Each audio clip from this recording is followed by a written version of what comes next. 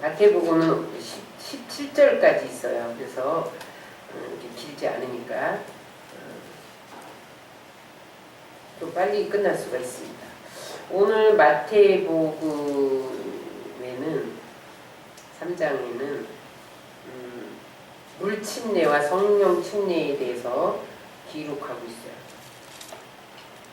오늘 우리가 11절부터 할 차례예요. 우리가 지난 시간에 10절까지 했거든요. 11절부터 할 차례인데 오늘 물침례와 성령 침례에 대해서 다루고 있어요. 세례와 침례는 다릅니다. 그래서 우리는 지금 성경에 세례라고 적혀 있어도 침례라고 있잖아요. 근데 베프티즘 이 말은 원래 물에 적신다 그런 단어에서 유래가 됐어요. 그래서 전신을 몸에 담근다 이런 뜻입니다. 그래서 세례는 씻는다는 의미거든요. 침례는 담근다는 의미예요. 그래서 침례라는 표현이 더 정확합니다. 그래서 성경을 세례에서 침례로 바꿔서 이제 개역 개정에는 그렇게 하는 거예요. 그래서 요한이 준 것은 세례가 아니라 침례예요. 세례는 뭐냐면 물이 없는 그 사막이나 그런 또는 겨울 그럴 때에 이렇게 사람이 많을 때 물 찍어서 이렇게 약식으로 주는 걸 세례라고 해요. 원래는. 근데 이제 요한이 베푼 침례는 물이 많은 요단강에서 베풀었잖아요. 그래서 침례가 받습니다. 요한이 베푼 것은 물침례고요. 그 다음에 성령이 베푼 것은 무슨 침례예요? 성령 침례예요. 오늘 이제 물침례와 성령 침례에 대해서 나눌 텐데 11절의 물침례의 의미에 대해서 우리 한번 나누겠습니다. 11절 시작. 나는 너희로 회개하게 하기 위하여 물로 세례를 베풀거니와. 이제 거기까지. 침례 요한이 물침례를 줬는데 물침례는 뭐라 그랬어요? 물 속에 잠겼다가 꺼내내는 것. 그거 뭐냐면 죽었다가 다시 살아나는 것을 의미해요. 물침례를 하면서 옛사람이 물에 빠져 죽고 새로운 사람으로 태어나는 것. 옛사람이 우리 안에 있어요. 우리 안에 부패한 사람, 우리 안에 자기중심적인 사람, 이기적인 사람, 자신의 힘으로 살려는 사람이 있습니다. 나만을 위해서 살려는 사람이 있어요. 내 뜻대로 살려는 사람이 여기 안에 있어요. 우리 안에 옛사람이 있어요. 하나님을 알지만 실제로 믿지 않는 사람, 하나님을 경외하지도 않고 믿지도 않는 사람이 내 안에 옛사람입니다. 하나님보다 세상을 더 사랑하는 사람이 내 안에 있어요. 이거 음란한 자예요.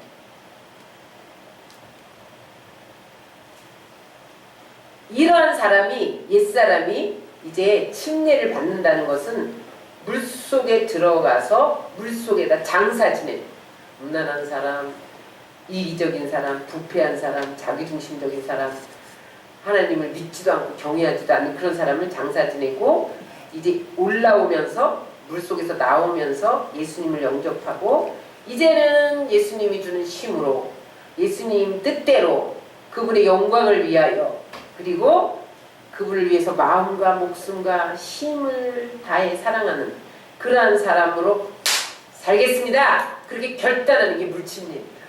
여러분 다 물침례 받았죠? 응? 그런데 이제 물침례 그래서 의식을 치르는 거예요. 물속에 들어갔다 나오는. 그래서 이제는 영적인 결혼식을 선포하는 거예요. 결혼식은 뭐예요? 사람들 앞에서 이 두 사람은 부부가 됐음을 선포합니다. 그런 뜻이잖아요. 침례는 이제 이 사람은 예수님의 사람입니다. 그것을 온 천하에 선포하는 것이 침례예요. 그래서 육적인 결혼과 침례는 비슷한 게 많습니다. 영적인 결혼이라고 볼 수가 있어요. 어떤 교회는 침례하는 날 관 속에 들어갔다 나오기도 하는 의식을 치르게 돼요. 관에 들었다 나오면 나는 완전히 옛사람 죽었다. 관 속에 들어서 나오는 그런 의식을 행합니다. 제가 여의도에 있을 때 성령 행전학교 기도원에 들어가서 할 때 꼭 장례 체험, 그래서 관 속에 들어갔다 나오는 그런 의식을 행했는데 들어가 보니까 기분이 묘하더라고요. 들어가 봤어요. 내가 뚜껑 관 속에 들어가 뚜껑 닫아놓고 이렇게 했는데 야 이제 내가 죽어서 이렇게 갇힌다는 미리 해보는 거야. 그러면서 내 안의 욕심, 죽을 건데 뭐 이 세상 집착 이런 걸 내려놓는 시간이 장례 체험 시간이에요. 근데 어떤 교회는 장례의식 이렇게 관 속에 들어갔다 나오는 체험도 하고, 어떤 교회는 진짜 흙을 이렇게 싸놓고 눕혀놓는데 흙을 덮어보는 거예요. 그 사람이. 그러면서 다시 흙을 파내서 살아나는 그런 의식도 행해요. 진짜 사람 장사 지내는 거죠. 근데 한번 해볼 필요가 있어요. 우리나라는 뭐 부정탄다 이러고 무슨 진짜 그러면 죽는다 뭐 이런 의식이 있어서 안 하는데, 기독교에서는 그렇게 합니다. 여러분들이 끔찍하다 이런 생각을 하지 마세요. 그게 우리나라는 안 돼 있어요. 미국 사람들은 다 유서 써갖고 포켓에 넣어갖고 다니거든요. 어디 가서 내가 교통사고를 날지 모르는 거예요. 우리나라는 그런 생각조차 하는 거를 아주 부정하게 생각을 해. 그래서 유서를 안 쓰고 그냥 죽어서 어떻게 해요? 자식들끼리 재산 많은 사람은 재산 싸움 일으키잖아요. 미리 다 이렇게 변호사한테 이렇게 다 상속, 누구는 얼마, 누구는 얼마, 그럼 이건 사회에 환원하고 이것은 교회에 헌금하고 이렇게 다 나눠놔야 됩니다. 이 세상에 너무 집착하지 말아야 돼. 내일 내가 죽어도 오늘 내가 아무런 미련 없이 떠날 준비를 해야 됩니다. 그러시기 바랍니다. 그래서 나는 죽었다. 그래서 물속에 잠기는 거예요. 그리고 살았을 때 이제 예수님 때문에 산다. 내 안엔 예수님이 산다. 옛사람은 죽고 새 사람으로 태어났다. 그게 침례입니다. 그런데 성경에 물침례가 제일 먼저 나오는 것이 어디냐면 노아의 홍수 심판이에요. 이게 물침례를 상징합니다. 이제 신약에 와서 물침례지만 그때 노아의 홍수 때 40일 40주야를 하늘도 열리고요. 땅의 깊음의 샘들이 터졌다고 그랬잖아. 땅에서도 물이 솟아나고요. 하늘에서도 내려오고요. 그래서 가장 높은 산, 그게 아라랏산이었는지 모르지만 그때 노아의 방주가 발견된 곳이 아라랏산이잖아요. 거기에 그 산보다 높이가 8m 더 높게 물이 쌓였다. 이 세상에서 가장 높은 산보다 8m 더 높게 그렇게 쌓였는데 그 물이 150일 동안 빠져나가지 않았어요. 그러니까 거기에 잠겨서 모든 만물이 다 죽은 거죠. 사람도 죽고 짐승도 죽고 다 죽은 거예요. 다 죽은. 모든 사람이 죽었죠. 물침례는 죽는 거예요. 모든 사람이 노아의 홍수에서 죽은 것처럼 내가 옛사람이 죽는 거예요. 그리고 거기 하나님을 사랑하고 순종하는 노아의 가족들만 살았잖아요. 그래서 하나님이 하나님을 경외하는 노아의 가족들을 통해서 새로운 역사를 이끌어갑니다. 그래서 하나님은 노아의 홍수 사건을 통해서 온 인류에게 침례를 행하신 적이 있어요. 이해가 되시나요? 노아의 가족들을 제외한 모든 사람을 물속에 죽게 하고 다시 노아의 가족들로 인해서 순종하고 하나님을 경외하는 사람들을 통해서 새로운 역사를 이루어 가신 것처럼 오늘날에도 하나님은 옛사람이 하나님과 함께 장사 지내지고 새 사람을 입은 그 사람들을 통해서 하나님의 새로운 나라를 이끌어 가십니다. 그 다음에 또 성경의 두 번째 침례는 홍해 도화 사건이에요. 이스라엘 백성들이 홍해를 건넌 사건인데 이스라엘 백성들이 바로의 치하에서 430년 동안 노예로 살았잖아요. 그러니까 이스라엘 백성들이 어느새 노예 근성이 생긴 거예요. 그래서 의존하려고 하고 불평하고 원망하고, 노예들은 늘 불평하고 정욕적이고 막 우상 숭배하고, 그러니까 하나님이 홍해 바다를 건너가게 했어요. 응? 홍해 바다를 건너가는데, 그들이 홍해를 건너갈 때는 홍해가 갈라졌는데, 그들이 건너가고 난 다음에는 애국 군대가 쫓아오니까 하나님이 물로 애국 군대를 다 수장시켰잖아요. 그죠? 덮어버렸잖아요. 그래서 이스라엘은 너희는 다시 애굽의 노예로 돌아갈 수 없다. 그게 홍해 사건입니다. 여러분은 이제 예수 안에서 새롭게 거듭났어요. 다시 노예로 돌아갈 수가 없어요. 그러니까 여러분 세상을 기웃거리지 마세요. 여러분 세상을 기웃거려봐야 별게 없어요. 나중에 다 불탈 겁니다. 여러분 지금 여기에 물질의 문제라든지 아니면 또 관계의 문제라든지 그런 것 때문에 속상하고 질병의 문제라든지 그런 것 때문에 막 힘들어하는 사람이 있을지 몰라요. 그래서 여러분 그것도 잠시 지나갑니다. 그걸 놓아버리면 돼. 그러면요 나에게 짐이 안 돼요. 나 죽었는데 나 죽었는데 난 죽었습니다. 그럼 이게 놓아지잖아요. 내가 살았기 때문에 안 놓아지는 거예요. 그러면 더 집착하게 되죠. 돈에 집착, 사람에게 집착. 그래서 여러분들이 이제는 하나님의 백성으로 거룩한 삶을 사시기를 주의 이름으로 축원합니다. 그런데 이제 물침례에는 한계가 있어요. 노아의 후손들을 보세요. 그렇게 모든 사람을 다 죽이는 물침례를 행했는데도 노아의 후손들이 다시 죄에 빠져요. 다시 노아의 식구들을 하고만 다시 시작을 했는데 그들이 또 죄에 빠져요. 바벨탑을 쌓고 하나님을 대적합니다. 그럼 인간의 육체에는 한계가 있어요.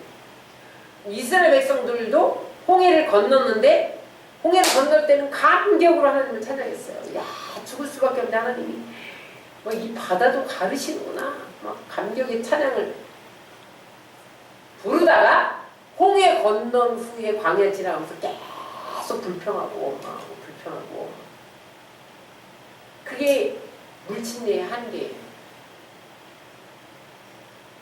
그래서 물침례의 한계를 극복하기 위해서 성령 침례가 필요한 거예요. 그래서 오늘 11절에 보면 요한은 물로 침례를 베풀었거니와 내 뒤에 오시는 예수님은 성령으로 침례를 베푼다는 말씀이 나와요. 그것은 요한이 베푼 침례의 한계를 뛰어넘게 하기 위해서, 극복하기 위해서 예수님이 오셔서 성령의 불로 세례를 베푸신 거예요. 그 이야기입니다. 11절 읽겠습니다. 시작. 내 뒤에 오시는 이는 나보다 능력이 많으시니 나는 그의 신을 들기도 감당하지 못하겠노라. 그는 성령과 불로 너희에게 세례를 베풀 것이요. 11절 하반절 읽었습니다. 예수님은 세례 요한보다 능력이 많으세요.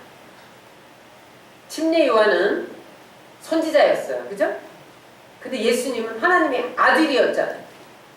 그래서 예수님의 신발끈조차 푸는 종의 자격도 없다. 이렇게 고백을 해요. 침례 요한이.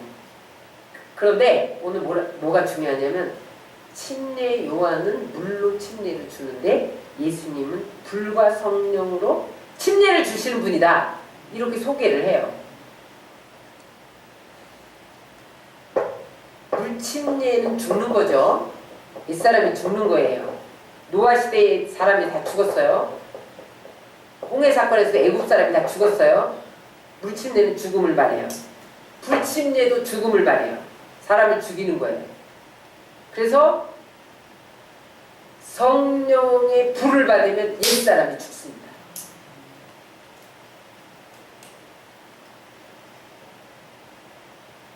죄는요 죽을 때까지 우리를 따라다녀요. 우리가 죽어야 죄도 끝나. 그러니까 인간의 힘으로는 죄를 해결할 수가 없어서 예수님 죽었잖아요.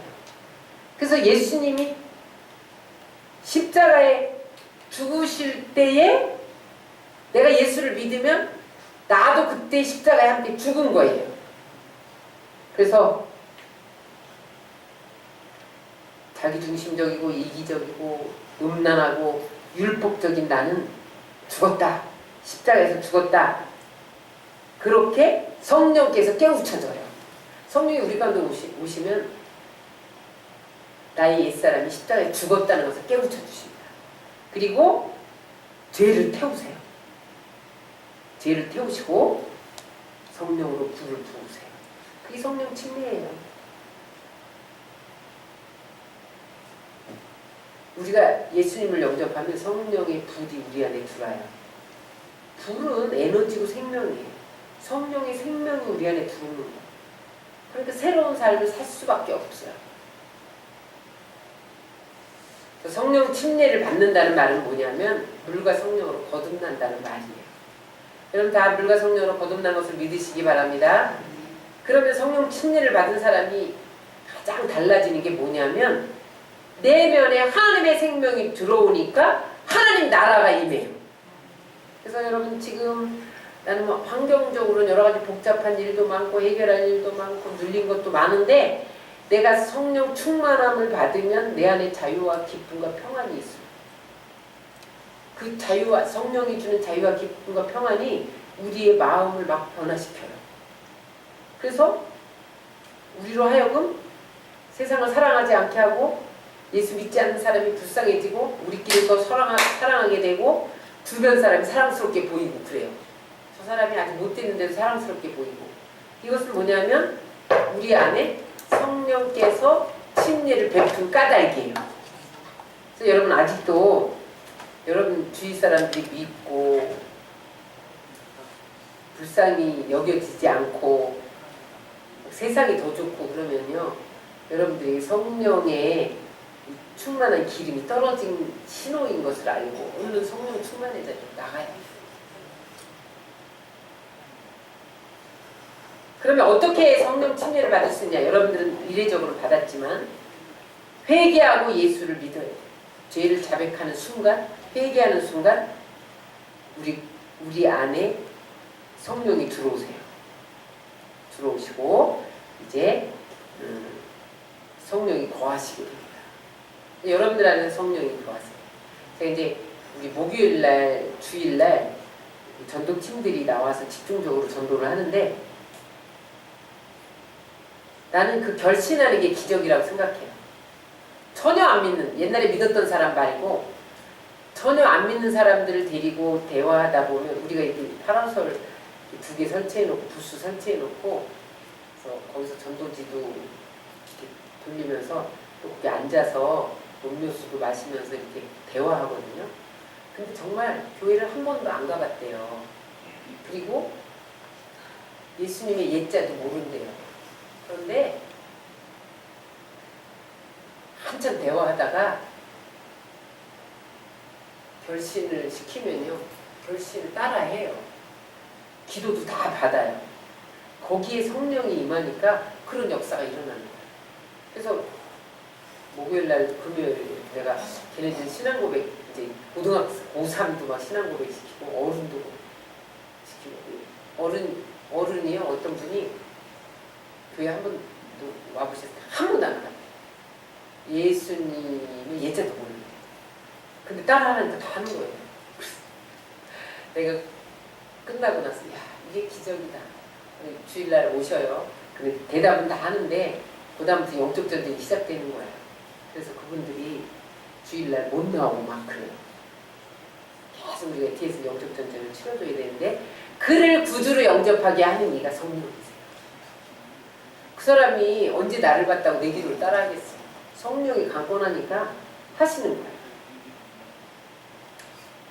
근데 이제 물 침례와 성령 침례의 순서가 있어요. 여러분 다 아는 거지만 한번 정리합니다. 어떤 사람은 물 침례를 먼저 받고 성령 침례를 받죠. 대개 그래요. 대개. 여러분 다 물 침례 받은 후에 성령 침례 받았죠? 예수님은 동시에 받았어요. 예수님은 요단강에서 세례 요한에게 물침례를 하늘이 열고 성령이 임해서 성령 침례 받았잖아요. 그런데 어떤 사람은 성령 침례를 먼저 받고 물 침례를 나중 받은 사람이 있어요. 나는 그랬어요. 나는 성령 침례를 먼저 받고 이제 뭐 물 침례도 받아야 된다니까 받은 거예요. 근데 두 개 다 받기는 받아야 돼요. 순서는 없습니다. 동시에 받기도 하고 이렇게 침례와 물 침례가 바뀌기도 해요. 상관없어요. 하나님이 하시는 일이기 때문에. 그런데 중요한 건 뭐냐면 성령 침례 받은 다음에 성령의 임재를 지속적으로 경험해야 돼요. 근데 여러분 성령 침례의 외적 표적이 뭐예요? 응? 방언이 방언. 내가 성령 침례 받았다는 것을 우리 교단은 방언이라고 말해요. 그런데 성령 침례 받았다고 꼭 방언을 말하는 건 아니에요. 방언을 못해도 성령 침례 받은 사람이 있어요. 중요한 것은 성령 침례와 성령의 임재를 동시에 받을 수도 있고 성령 침례 받은 후에 성령의 임재를 경험할 수도 있어요. 대개가 성령 침례 받은 후에 성령의 임재를 경험하는 거예요. 오늘 우리가 찬양할 때 성령의 임재를 경험했잖아요. 그런 것을 지속적으로 해야 돼요. 여기 중요한 게 있어요. 성령의 임재를 경험하고 거듭나지 못한 사람이 있습니다. 자기는 거듭난 줄 알아. 근데 거듭나지 못한 사람이 있어요. 누구냐면 가룟 유다. 가룟 유다는 성령의 임재를 경험했지만 거듭나지 못했기 때문에 그는 예수님을 파는 데까지 갔어요. 38년 된 병자는 성령이 임해서 물이 동할 때 뛰어들므로 고침을 받을 수 있었어요. 근데 그는 거듭난 사람은 아니었어요. 9명의 문둥병자도 성령의 임재를 체험했지만 거듭나지 못했어요. 거듭나지 못하면 어떤 역사가 일어나냐면 아나니아와 삽비라처럼 성령을 속입니다. 땅값에 얼마를 감추고 다라고 그렇게 말하고 성령을 모독합니다. 성령을 모독하는 자는 죽임을 당합니다. 하나님은 성령을 모독하는 자가 가장 그 죄가 가장 예수님은 성령을 모독하는 죄가 가장 큰 죄라고 했고 성령을 회방한 죄는 용서받지 못한다 이렇게 말씀하셨어요. 중요한 것은 거듭나는 거예요. 방언을 말하고 귀신을 쫓아내고 병자를 고쳐도 그날에 내가 너를 도무지 알지 못한다 그럴 자가 있다는 거예요. 중요하죠? 거듭나야 돼요. 물과 성령으로 거듭나야 돼요.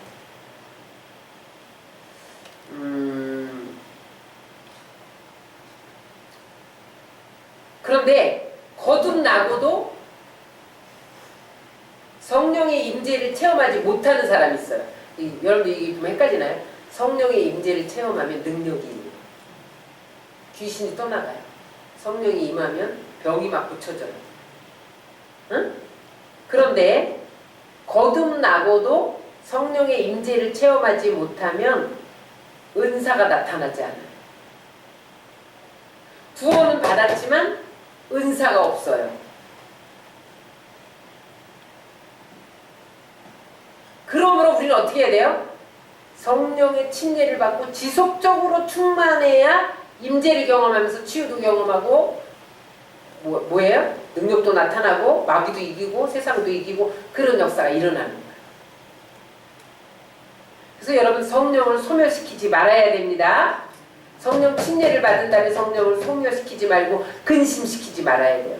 내가 죄를 지으면 또 성령이 근심해요.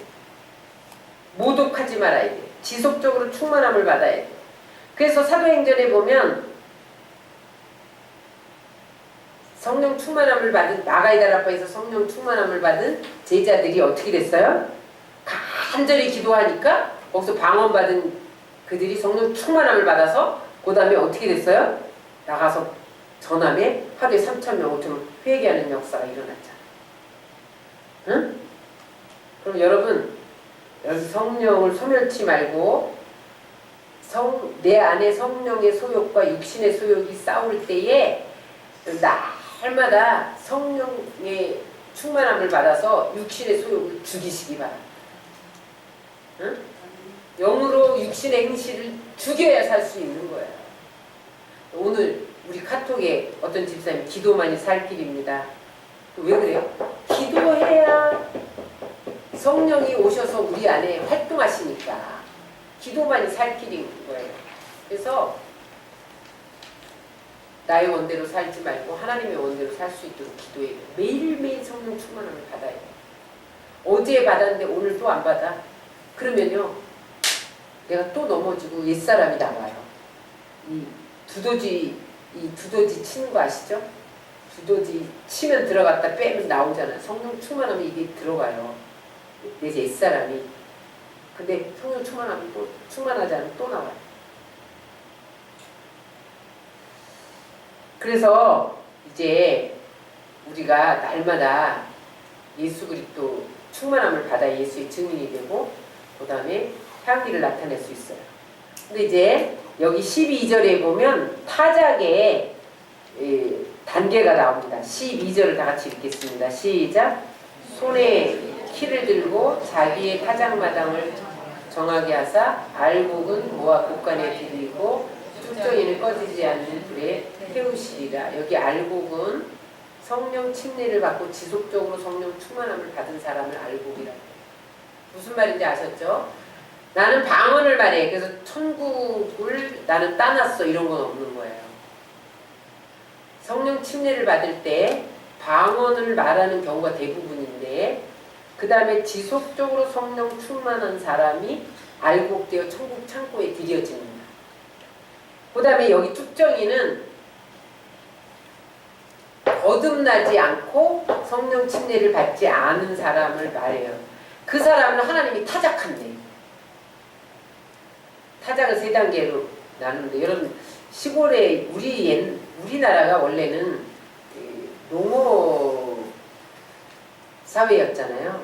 그래서 지금 뭐 50대, 60대는 다 농사에 대해서 알아요, 거의. 그죠? 근데 타작을 하려면 어떻게 해, 맨 처음에? 타작을 하려면? 응? 벼에서 알곡을 털어내잖아요. 뭘로 해? 지금은 뭐 기계가 다 해요. 옛날에는 타작했, 뭐지, 도리깨. 알아요? 나무로 만들었어, 도리깨. 아니면 곡식을 큰 맷돌로 굴려요. 그러면은 아니면 곡식을 발로 밟기도 해. 그러면은 그 볕단에서 이삭에서 곡식이 떨어져 나와요. 그 다음에는 그 곡식이 떨어져 나오면 키질을 해요. 오늘 여기 키질한다 그랬죠. 이걸 설명하기 위해서 그런 거예요. 키질을 하는데 그때는 선풍기가 별로 없었어요. 그러니까 높은 산에 바람이 많이 일어나는 높은 곳에 가서 곡식을 바람이 날려요. 아니면 키로 이렇게 까불어요. 응? 그러면 툭정이가 다 날아가서 알곡만 남아요. 두 번째 단계는 키질하는 단계고 그 다음에 도정하는 단계야. 그 다음에 다 툭정이 걸러낸 다음에 방앗간에 가서 껍질을 벗겨서 쌀을 만드는 게 이게 타작의 단계거든요. 여기서 중요한 건 뭐냐면 이게 성화의 과정이란 말이에요. 왜 여기에 타작 단계를 예수님이 설명을 하냐면 우리가 성화되기 위해서 이런 과정을 밟는데 키에 의해서 뚝정이를 내보낸다는 의미는 뭐냐면 시련을 보낸다는 거예요. 여러분 하나님이 지금 여러분들에게 어떤 시련을 보내셨어요? 지금 키에 의해서 까부는 키에 의해서 아니면 바람에 의해서 쭉정이를 내보내는 단계예요. 그래서 예수를 제대로 믿지 않으면 이 단계에서 떨어져 나갑니다. 하나님이 정화시키는 거예요. 성령 침례를 받지 않은 사람은 시련이 오면 하나님으로부터 떨어져 나갑니다. 전도하다 보면 옛날에 다 다녔대. 나 옛날에 다녔어요. 말 안 하고 가만히 있다가 나중에 나 옛날에 어느 교회 다녔어요. 이렇게 말하는 사람도 있어. 왜 그래요? 성령 침례 받지 않고 거듭나지 않으니까 시련이 오니까 떨어져 나간 거야. 여러분 우리도 보장 없어요. 지속적으로 성령 충만을 받지 않으면 떨어져 나가요. 그런데 성령 침례 받은 사람은 시련의 때 하나님께 더 가까이 갑니다. 그 다음에 껍질을 벗겨내. 껍질을 벗겨내는데 아픈 일을 당합니다. 껍질 벗기는 작업이에요. 내가 믿었던 사람에게 배신을 당하고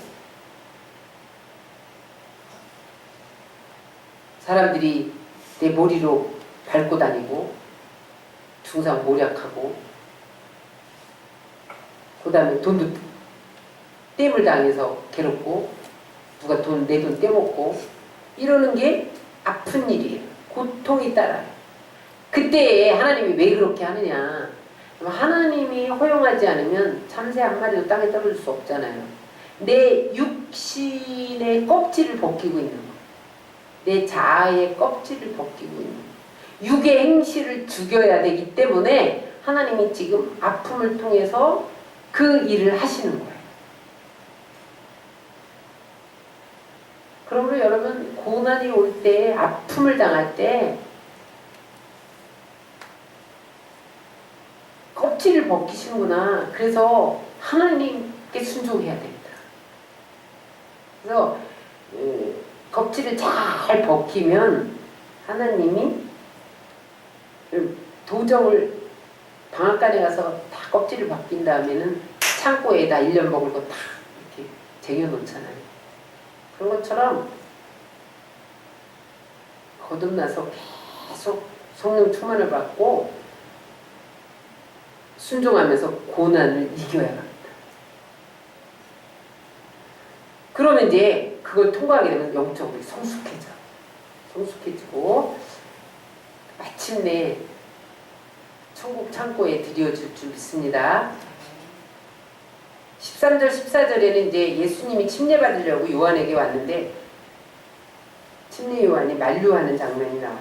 13절 14절 시작. 이때 예수께서 갈릴리로부터 요단강에 이르러 요한에게 세례를 받으러 하시니 요한이 말려 이르되 내가 당신에게서 세례를 받아야 할 터인데 당신 내게로 오시나이까.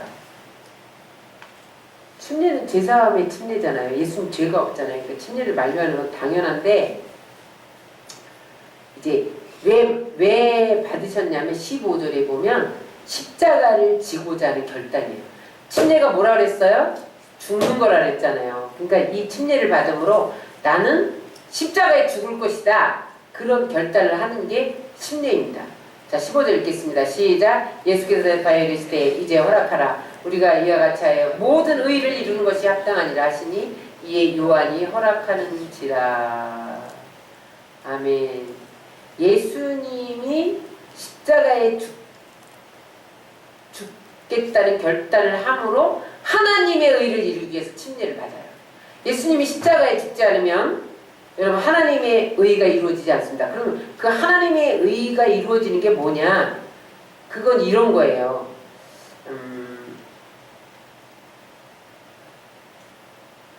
인간 죄로 인해 죽을 수밖에 없잖아요. 근데 그냥 용서해 주면 안 돼요. 왜 안 되냐? 죄를 밥 먹듯 지어요. 죄를 그냥 용서해봐요. 그러면 죄를 밥 먹듯 짓죠. 어떤 사람이 살인을 했어. 근데 이 사람을 감옥에 안 보내. 그럼 계속 살인하죠. 그러니까 사람이 죄를 지으면 죽음을 당하게 돼 있어요. 이런 죄를 그냥 용서해 줄 수 없어서 예수님이 어떻게 된 거예요? 십자가에 못 박혀 죽으셔서 우리의 죄값을 지불해 준 거죠. 이런 거예요. 이제 지금 이제 새 정부가 들어서면서 신용 불량자를 구원해 준다. 좋은 취지로. 그게 무슨 취지냐면 이 사람들 신용 불량자도 경제에 참여하게 하기 위해서 신용 불량자를 구원해 준다. 이런 정책을 폈단 말이에요. 좋은 거예요? 나쁜 거예요? 좋은 거예요. 경제에 참여해 주는. 그런데 빚을 무조건 탕감해 주는 것은 문제가 됩니다. 왜냐하면 공의가 무너지고 도덕이 무너져요. 이 사람이 지금 신용불량자는 남의 돈을 떼먹고 안 갚았다는 거거든요. 그러면 이제 이 사람을 그냥 탕감! 그리고 경제에 참여! 그러면은 계속 떼먹는단 말이에요. 그러니까 그러지 말고 어떻게 해야 돼요? 몇 년 단위로 갚아라. 10년 이내 갚아라. 20년이 상환해라. 30년 안에 상환해라. 이런 기간을 둬서 갚게 해야 공의도 세워지고 도덕도 안 무너지는 거예요. 아니면 빚을 지고도 갚지 않은 사람을 그냥 구제해주면 앞으로 사람들이 열심히 일하지 않아요. 저거 봐. 뭐 저렇게 자기는 일도 안 하고 뭐 남의 돈 수백억을 먹고도 탕감해줬어. 우리도 일하지 말고 막 남의 거 떼먹자. 이렇게 돼요. 그래서 무조건 하면 안 되는 거예요. 경제 체제가 무너지는 거예요. 마찬가지로 죄를 용서해 주는 것도 마찬가지입니다. 하나님은 죄를 용서해 주면 하나님의 공의가 무너져요. 하나님의 공의는 뭐예요? 죄는 반드시 심판받는다는 거예요. 죄는 반드시 죽는다는 거예요. 그래서 죄를 그냥 용서해 주면 사람들이 함부로 죄를 짓게 돼요. 죄의 심각성을 몰라요. 그래서 제가 앞서 얘기했지만 어떤 목사님이 대학생이 쓴 편지에 대학가가 완전 성적 타락이라잖아요. 다 살아본대. 그리고 그냥 살아보나요? 임신하고 낙태하고 그 다음에 그로 인한 상처와 그 다음에 이제 군대 가면 헤어지는 거래. 군대 가서 헤어지면 이 여자애는 어떻게 되는 거냐. 또 남자애는 2년 동안 군대 가서 있지만 그럼 이제 그 상처 때문에 시달리고 힘들어하고 이런 일들이 있는 거죠. 죄를 심각하게 여기지 않는 거예요.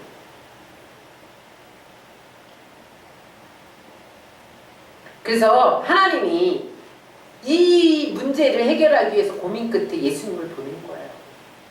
예수님이 죄를 다 지고 십자가에 죽음으로 죄값을 지불하고 용서해 준 거죠. 그래서 예수를 믿어야만 용서받는 거예요. 안 믿으면 용서 못 받아요. 하나님의 룰이 어쩔 수가 없어요. 그래서 예수님은 예수님의 공의를 만족시키고 사랑도 만족시킨 거죠. 양쪽 공의와 사랑을 만족시켰어요. 그래서 예수님이 침례받으심으로 하나님의 공의가 나타났다는 거예요.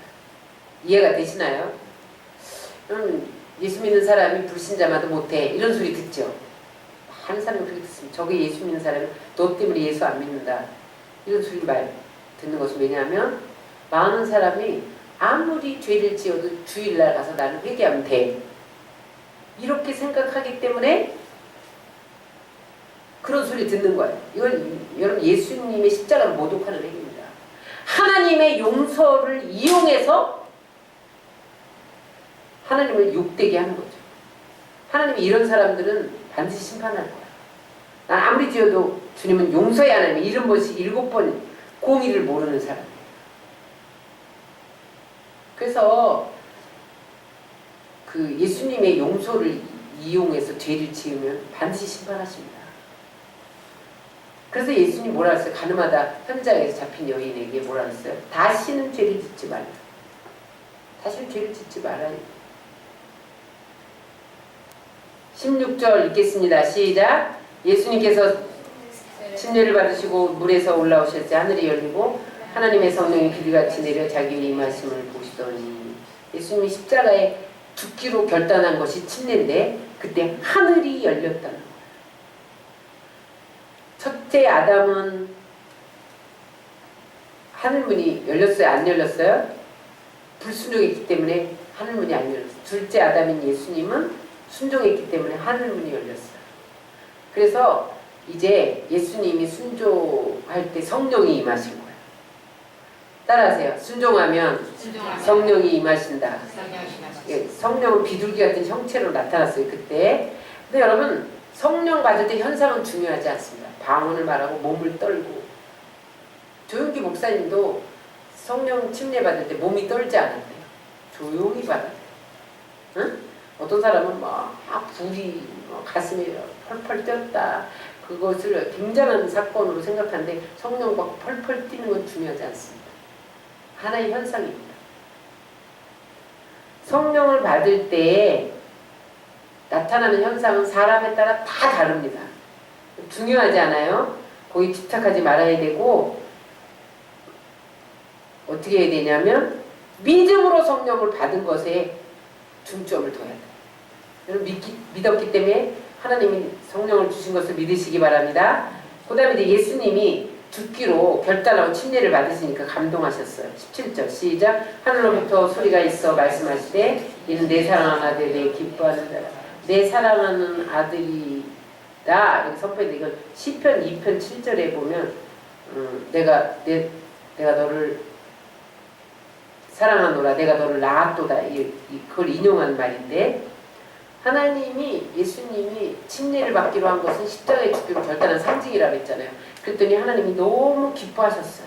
기뻐하면서 이제 이는 내 사랑하는 아들이다 이렇게 선포하셨어요.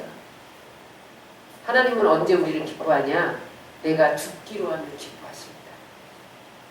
내가 살기로 하면 안 기뻐하세요. 성경에 보세요. 하나님이 아브라함도 자기 자식을 제물로 바치려고 죽이려고 하니까 복의 근원이 이제야 내가 나를 경외하는 줄 아노라. 복의 근원이 되잖아요. 응? 축복하잖아요. 다윗도 하나님 앞에 성전을 지어드리려고 결단하고 순종하니까 하나님이 그를 네 왕위가 영원히 길게 하리라. 그 축복하잖아요. 하나님이 여기 내 아들이다 기뻐한다 하면서 막 성령이 임했는데 언제 임했냐면 3번 임했어요. 이런 성경에 오늘 여기서 1번이고 변화산에서 2번 임합니다. 그 다음에 겟세마네 동산에서 3번째 임하는데 3번 모두 다 십자가를 지기로 결단하는데 성령님에서 내 사랑하는 아들이다 내가 기뻐하노라. 그래서 우리가 십자가를 지는 삶 내가 산제물로 드리는 그런 삶을 드리려 할 때 하나님이 우리를 기뻐하시는 거예요. 그래서 여러분 회개로 제사를 드리고 순종으로 제사를 드리고 감사로 제사를 드리고 사랑으로 제사를 드릴 때 하나님이 여러분들을 기뻐하십니다. 우리를 온전히 죽이기로 결단할 때 하나님이 거기 성자와 성부와 성령이 함께 창조 때도 성부와 성자와 성령이 함께 역사하셨잖아요. 그때 함께 임하셨어요. 뭐냐면 다시 한번 이 예수님을 통해서 새로운 역사를 창조하시겠다는 선언이야. 응? 그래서 여러분 우리가 지속적으로 성령 충만하려면 지속적으로 내가 죽어야 된다. 옛사람. 그러면 어떤 고난이 와도 아픔이 와도 날 죽으라고 하는 거구나. 죽어야 돼요. 그럼 우리 안에 계속 지속적인 성령 충만이 임해요. 그러므로 여러분 오늘 이 물침례와 성령 침례에 대해서 배웠는데 여러분들 안에 성령의 충만함이 바다처럼 넘치시기 바랍니다. 아멘. 그래서 여러분들 뿐만 아니라 우리를 통해 이 성령이 흘러가야 돼. 다른 사람에게 막 흘러 넘쳐야 돼. 그래서 우리가 가는 곳에 죄 회개하는 역사가 일어나고 거듭나는 역사가 일어나고 십자가를 지는 역사가 일어나고 하늘 문이 열리는 역사가 일어나고 그래야 돼요. 그러한 성령 충만한 삶을 사시기 바랍니다. 여러분 성령 충만하면 귀신이 떠나가요. 질병이 치료받아요. 문제가 풀어져요. 왜냐하면 성령은 하나님의 영이잖아요. 하나님이 못할 일이 없으시잖아요. 그래서 여러분 다른 거 구하지 마세요. 성령을 구하세요. 여러분 지금 돈도 필요해요. 사랑도 필요해. 응? 여러분 육체의 건강도 필요해요. 다 필요해. 그런데 그것보다 그것을 모두 치료하시고 해결할 수 있는 성령을 구하세요. 하나님이 때를 따라 여러분에게 돕는 은혜를 주시고 능력을 주시고 문제를 풀어주시고 치유해 주시는 역사를 경험하게 될 줄 믿습니다.